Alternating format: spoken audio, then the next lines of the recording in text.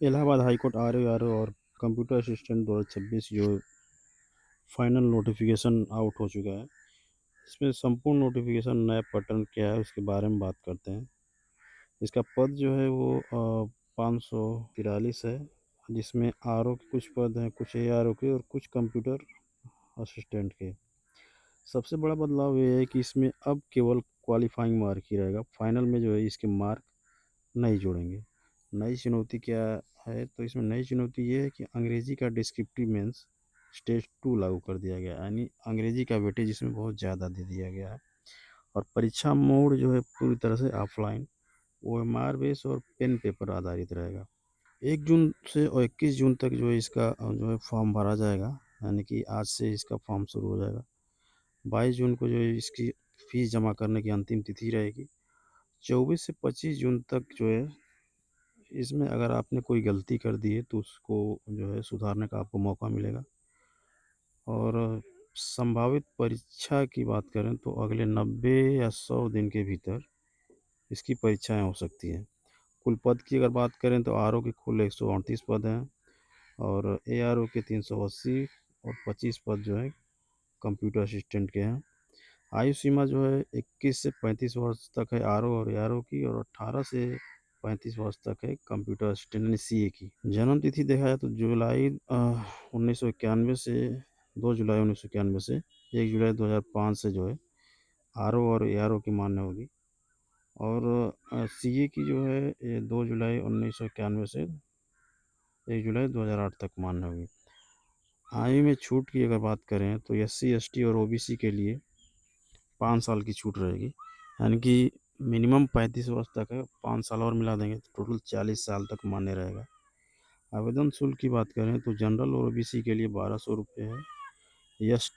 SC ST और EWS के लिए 1000 रुपये रहेंगे। और एक बात और है इसमें कि तीनों पदों के लिए अलग अलग फॉर्म भरा जाएगा और फीस भी अलग अलग आपको देनी पड़ेगी, यानी कि RO के लिए जो है RO का जो ये पद है 138 और 300 RO के लिए भी अलग से पैसे देने पड़ेंगे आपको, इसके लिए भी अलग से पैसे और CA के लिए भी अलग से पैसे देने पड़ेंगे। और अलग अलग फॉर्म के लिए अप्लाई भी करना पड़ेगा आपको। परीक्षा भी इसकी अलग अलग होगी। योग्यता क्या होनी चाहिए इसकी? योग्यता में इसमें देख किसी भी विषय से आप स्नातक कर सकते हैं, चाहे BA हो, BSc BCom BTech वगैरह हो, प्लस आपको जो O लेवल होना अनिवार्य है या फिर CCC, इसमें से कोई एक आप कर सकते हैं। इसमें कंप्यूटर साइंस में डिग्री या डिप्लोमा जैसे BCA MCA BTech भी मान्य है इसमें। एक बात ध्यान देनी होगी कि CCC के समकक्ष कोई प्रमाण पत्र इसमें मान्य नहीं होगा। जैसे कुछ लोग DCA किए रहते हैं, DCA या फिर ADCA किए रहते हैं, तो ये मान्य नहीं होगा इसमें। प्लस इसमें अंग्रेजी टाइपिंग भी रहेगी। न्यूनतम स्पीड इसकी 25 वर्ड पर मिनट इसमें जो है रहेगी। स्टेज 1 में जो है प्रीलिम्स 200 मार्क का रहेगा। प्रीलिम्स केवल क्वालिफाइंग है और इसमें जो है फाइनल मेरिट में से कोई जो है अंक जुड़ेगा नहीं। इसका उद्देश्य केवल छांटना है लोगों को। फाइनल मेरिट जो बनेगी वो जो है स्टेज 2 और 3 से बनेगी। स्टेज 2 150 अंक का है और 3 जो है 50 अंक का है, जो कि टाइपिंग है।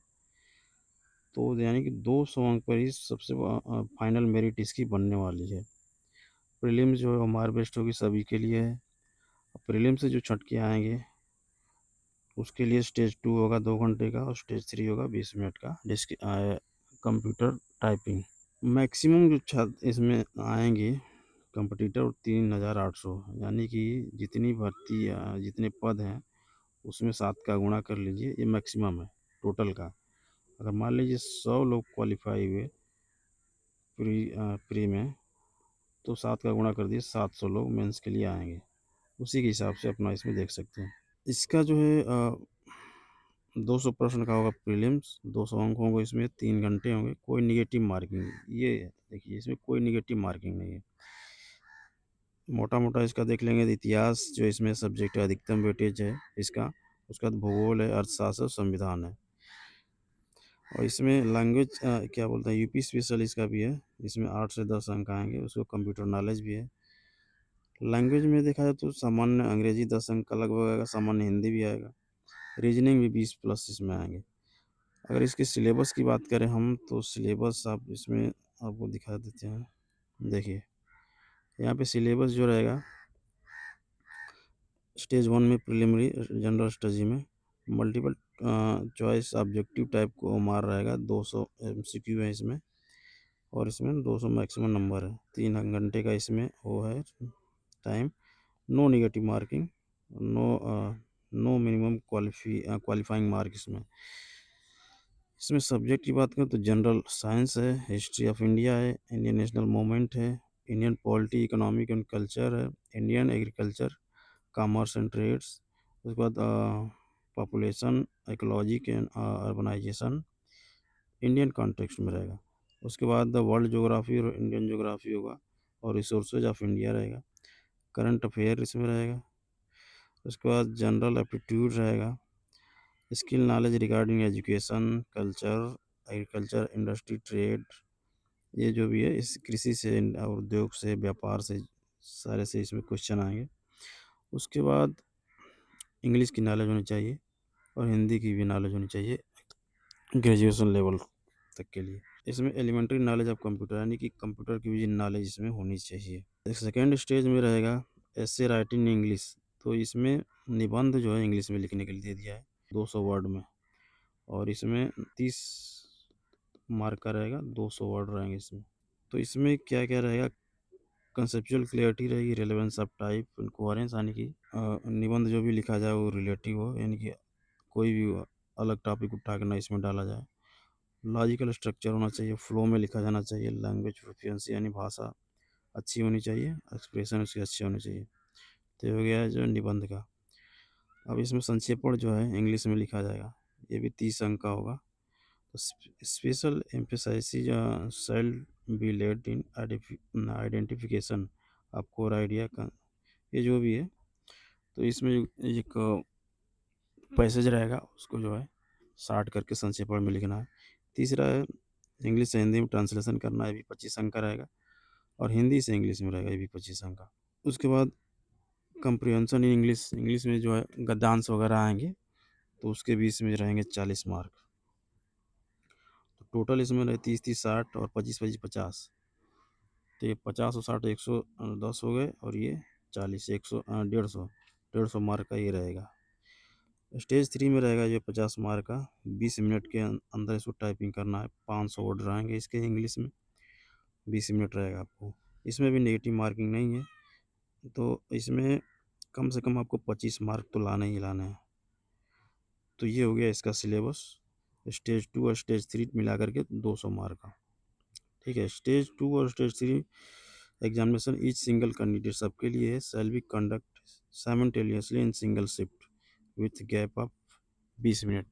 20 मिनट का गैप रहेगा, यानी पहले जो है आपको मेंस कराए जाएंगे इसके, ठीक 20 मिनट गैप दे करके आपको जो टाइपिंग शुरू कर दी जाएगी।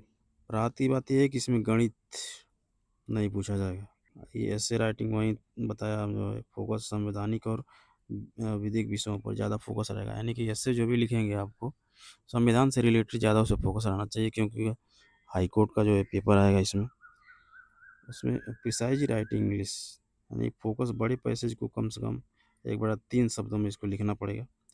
Translation English to Hindi, Hindi to English आप देखे ही हैं। कंप्रिहेंशन रहेगा 40 मार्क का। 150 में कम से कम 50 नंबर तो आपको लाना ही लाना है। 2 घंटे का टाइम रहेगा इसमें, 50 शब्द रहेंगे, 20 मिनट रहेगा, 50 अंक रहेगा, 25 पासिंग। यानी ये जो आपका टाइपिंग है यहाँ पे, हाँ यहाँ पे 500 वर्ड, ये 500 वर्ड का टाइपिंग रहेगा 20 मिनट में, 50 अंक का रहेगा, 25 मार्क लाना आपको अनिवार्य है इसमें। 25 वर्ड पर मिनट केवल अंग्रेजी टाइपिंग ही रहेगा। एक मिस्टेक में -1 मार्क इसमें कटेंगे, 10 मिस्टेक यानी कि 1 मार्क कट जाएगा इसका। स्पेलिंग में गलती, शब्द छोड़ना या अतिरिक्त शब्द टाइपिंग करना मिस्टेक माना जाएगा। कोई निगेटिव मार्किंग नहीं, लेकिन गलतियों पर सीधे अंक कटेंगे। इंग्लिश ज़्यादातर इसमें दिक्कत क्या होगी, लोगों को डर किस बात का, इंग्लिश ऐसे फियर का, यानी इंग्लिश ऐसे का ज़्यादा डर है इसमें। ग्रामर और पिसाई एडवांस, तो ग्रामर तो कुछ लोग जानते ही हैं, ठीक है। तो डर है इसमें कि स्टेज 2 पूरी तरह अंग्रेजी लेखन का है, वास्तविकता क्या है कि 150 में से 90 अंक ट्रांसलेशन और एडवांस वोकैबुलरी पर नहीं बल्कि बेसिक ग्रामर पर निर्भर है। यानी 90 अंक कम से कम आपको बेसिक ग्रामर पर ही है, तो उसमें मेहनत आप ज़्यादा कर सकते हैं। पेशाइज में सामने दिए गए टेस्ट को ही छोटा करना रहता है, यानी कि संक्षेपण जो है उसको 1/3 करना रहता है, कोई जो पैरा दे दिया गया। रणनीति क्या होनी चाहिए? स्टेज 1 के लिए रिजल्ट का आपको इंतज़ार नहीं करना है। आज से ही बेसिक ग्रामर और न्यूज़पेपर रीडिंग की आदत डाल सकते हैं। ऐसे के लिए कंटेंट आपके पास है, बस उसे अंग्रेजी में स्ट्रक्चर करना अनिवार्य है, सीखना है। Stage 1 form dock. फॉर्म भरने से पहले सभी डॉक्यूमेंट को जो है 10 KB से 100 KB के बीच बाएं हाथ का अंगूठा और सर्टिफिकेट तैयार रखना आपको। मल्टीपल पोस्ट, यदि आप RO, ARO और CA तीनों के लिए योग्य हैं तो तीनों के लिए अलग अलग आवेदन करें। स्टेज 3, स्टेज 1 के लिए GS और विशेषकर कंप्यूटर की तैयारी तुरंत शुरू करें, क्योंकि परीक्षा 90 से 100 दिन के भीतर हो सकती है। Step 4, writing. फाइनल मेरिट के लिए आज ही से सोचना, आज ही से जो है रोज़ाना 1 घंटे की टाइपिंग आप करना शुरू कर दें, क्योंकि टाइपिंग भी एक बहुत बड़ा मायने रखती है। 1 घंटा जो है अंग्रेजी टाइपिंग जो है शुरू करें रोज़ाना। पहले तो मार्किंग देख लेते हैं। तो इसमें is correct shall be 1 number है, नो निगेटिव मार्किंग रहेगा इसमें, नो निगेटिव क्वेश्चन। अगर कोई नंबर आप छोड़ रहे हैं क्वेश्चन तो उसमें निगेटिव मार्किंग नहीं होगी। ऐसे इंग्लिश में ऐसे लिखना है तो सब हम बता ही दिए। प्रिसाइजिंग राइटिंग होगा, translation Hindi Hindi to English, English से हिंदी करना है, और कंप्रिहेंशन रहेगा। कंप्यूटर टेस्ट भी रहेगा, 1 मिस्टेक 1.1 मार्क कटेंगे इसमें। जितने नंबर मिस्टेक हो कटते जाएंगे उस मार्क जो इसका बढ़ता जाएगा। हाँ, इसको देख ले। रजिस्ट्रेशन कैसे करना है? आधार नंबर जो है आपका डिजिलॉकर में होना चाहिए, या फिर आइडेंटिटी के तौर पे पासपोर्ट पैन कार्ड नंबर हो सकता है उसके लिए। एजुकेशन क्वालिफिकेशन होना चाहिए, नेशनलिटी यूपी के हैं तो सही है, डोमिसाइल यूपी और अदर स्टेट होना चाहिए। यूपी के रहेंगे तो आपको उसमें रिजर्वेशन भी मिल सकता है। इसमें scan colour passport size photo होना चाहिए, इसमें 10 से 200 KB के बीच। 80% फेस होना चाहिए विदाउट मास्क, ठीक है। और इसका जो है सिग्नेचर होना चाहिए 10 से 100 KB के बीच। क्लास 10 की जो है सर्टिफिकेट होनी चाहिए। बैंक डिटेल्स होनी चाहिए आपको, इसमें पेमेंट के लिए बैंक डिटेल्स होनी चाहिए, ईमेल आईडी होनी चाहिए। उसके बाद एक मोबाइल नंबर होना चाहिए मैसेज के लिए। उसमें आपको जो है ऐसे अपना डेट फ़ोटो के हिसाब से डेट कर देख लेना है, इसमें डेट लिखवा लेना है, ठीक है। Register online, email ID, mobile number. उसके बाद फील्ड रिक्वायर्ड इंफॉर्मेशन, आपको जो भी इंफॉर्मेशन है उसको भरनी है। रिसेंट कलर फ़ोटो होना चाहिए तुरंत का। सिग्नेचर 10 से 100 KB के बीच। उसके बाद अंगूठा भी लगेगा आपको 10 से 200 KB के बीच। कैटेगरी सर्टिफिकेट होना चाहिए आपकी, यानी कि जात प्रमाण पत्र, हाई स्कूल की मार्कशीट, और एम्प्लॉयमेंट सर्टिफिकेट। अगर हैं आप कोई एम्प्लॉय हैं तो उसका सर्टिफिकेट आपको लगेगा। पे पेमेंट जो है नेट से आप कर सकते हैं, मोबाइल से किसी से भी कर सकते हैं आप। हाँ, रजिस्ट्रेशन कैसे करना है? स्टेप वाइज रजिस्ट्रेशन है, न्यू रजिस्ट्रेशन। विज्ञापन को डाउनलोड करके देख सकते हैं। उसमें क्या है, फीस जो है 1200 जो है जनरल और OBC के लिए, बाकी के लिए 1000 है। इतना सब कुछ दिखाएगा, आप इसको कर सकते हैं। पासवर्ड इसका इतना होना चाहिए, जो भी उसमें लिखा रहेगा। उसके लिए एक अलग से वीडियो आएगा कैसे भरा जाएगा, बाकी इतना सब समझ गए। अब इसमें कुछ सवाल उत्पन्न हो सकते हैं लोगों के। जैसे पहला सवाल है कि प्रारंभिक परीक्षा की भूमिका क्या होगी इसमें? तो प्रारंभिक परीक्षा का इसका जो है पहला चरण होगा, जिसमें ऑब्जेक्टिव सवाल रहेंगे, सारे सवाल ऑब्जेक्टिव रहेंगे, और एक बहुविकल्पिक प्रश्न इसमें पूछे जाएंगे। परीक्षा में सामान्यतः जो है साइंस, हिस्ट्री, उसके बाद भारतीय राष्ट्रीय आंदोलन और भारतीय राज्य व्यवस्था, अर्थव्यवस्था, भूगोल, उत्तर प्रदेश विशेष, हिंदी, अंग्रेजी, रीजनिंग, करंट अफेयर और कंप्यूटर से संबंधित प्रश्न होंगे। हालांकि यह परीक्षा महत्वपूर्ण होगी, लेकिन इसका उद्देश्य केवल योग्य अभ्यर्थियों को अगले चरण के लिए चुनना होगा। इस परीक्षा के अंक अंतिम मेरिट में शामिल नहीं किए जाएंगे। प्रारंभिक परीक्षा में सफल होने वाले उम्मीदवारों में से रिक्तियों की संख्या के लगभग 7 गुना अभ्यर्थियों को स्टेज 2 और स्टेज 3 के लिए बुलाया जाएगा। इसलिए इसमें इसको जो है केवल स्क्रीनिंग टेस्ट माना जा रहा है। स्क्रीनिंग टेस्ट इसको केवल माना जा रहा है। दूसरा स्टेज ये होगा, मुख्य परीक्षा इस भर्ती का महत्वपूर्ण चरण है, क्योंकि ये जो है कुल 150 अंकों का है इसमें, और इसकी अंक सीधे जो है मेरिट में जोड़े जाएंगे। ये परीक्षा डिस्क्रिप्टिव होने वाली है, यानी कि इसका जो है लिखित परीक्षा होगी, इसमें लिखना होगा, इसे परंपरागत भी कहते हैं। ठीक है। इसमें उम्मीदवारों की भाषा क्षमता, विश्लेषणात्मक सोच, लेखन शैली और अनुवाद कौशल का भी मूल्यांकन इसमें किया जाएगा। मुख्य परीक्षा में कुछ भाग शामिल जो होते हैं, जिसमें पहला है कि अंग्रेजी निबंध होगा। निबंध जो है कि 30 अंक का होगा। उसके बाद संक्षेपण होगा, वो भी अंग्रेजी का, वो भी 30 अंक का होगा। उसके बाद इंग्लिश टू हिंदी 25 अंक, हिंदी टू इंग्लिश ये भी 25 अंक, और 40 अंक का जो है कम्प्रीहेंशन होगा। कुल मिला के 150 अंक का जो है पेपर होगा। तो उम्मीदवारों से न्यूनतम निर्धारित अंक प्राप्त करना अनिवार्य होगा।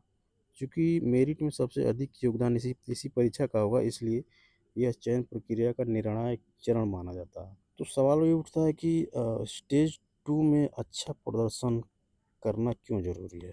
तो देखिए, मुख्य परीक्षा के 150 अंक मुख्य परीक्षा का 75% वहन करता है। ठीक है। तो यदि कोई उम्मीदवार प्रीलिम्स में बहुत अच्छा स्कोर करता है, लेकिन मेंस में उसका जो है स्कोर ही कमज़ोर होता है, तो उसका चयन कठिन हो जाएगा।